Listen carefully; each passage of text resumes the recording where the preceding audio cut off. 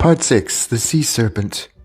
Post haec Perseus in fines Ethiopium venit, ibi Cepheus quidem illo tempore regnabat.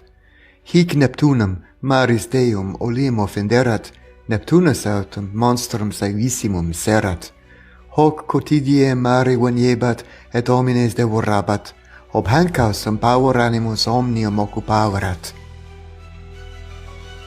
Cepheus sigitur oraculum Dei Hamonis consulvit, atque ad eo iussus est filia monstro tradere. Eius autem filia nomine Andromeda virgo formosissima erat. Cepheus ubi haec audivit magnum dolorem percepit. Volebat tamen civis suos et tanto periculo extrahere atque ob eo causam imperita Hamonis facere constituit.